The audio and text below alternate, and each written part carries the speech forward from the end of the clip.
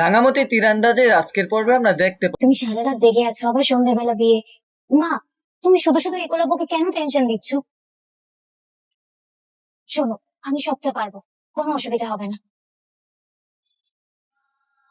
আরে সেরকম হলে আজকে বিয়ের ডেটটা না না, একলাব্য বিয়ে ডেটা ক্যান্সেল করো না। একলব্য, তুমি টেনশন করো না। ও যখন বলছে ও পারবে, ও নিশ্চিত ভাবে পারবে। বাবা, তুমি একটা কাজ করো, তোমার তো খুব ধকল গেল, তুমি বরং এখন বাড়ি যাও, একটু রেস্ট নিয়ে নাও। ঠিক আছে, আমি আসছি।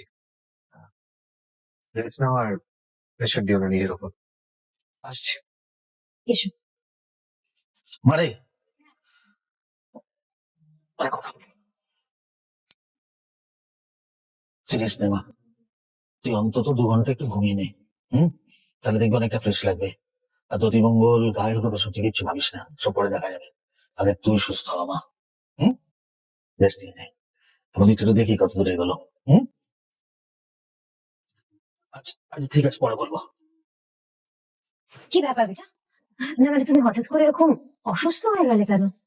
না না মা, আসলে বিয়ের এই এত টেনশনের মাঝখানে ঠিকঠাক খাওয়া দাওয়া হয়নি তো, তাই একটু মাথাটা ঘুরে গেছিল। পুরোটাই কি নাটক? কিছুই বুঝতে পারছি না। কিন্তু ডাক্তারবাবু তো বলেছিল আইরে দিদি সত্যি শরীরটা খারাপ হয়েছে। আর জামাই দাদার দিদি ভাই তো বাড়ি ফিরে তাই বললো। তার মানে এসব নাটক নয়। ঠিক আছে, তুমি রেস্ট নাও, আমি আমি তোমাকে ঠিক সময় মতো ডেকে দেবো।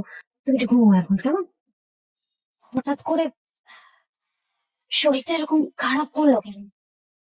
এই তো রাজেন্দ্র স্যার আমাকে ডাকলেন, আমি ওখানে গিয়ে ঠিক মতো কথাও বললাম।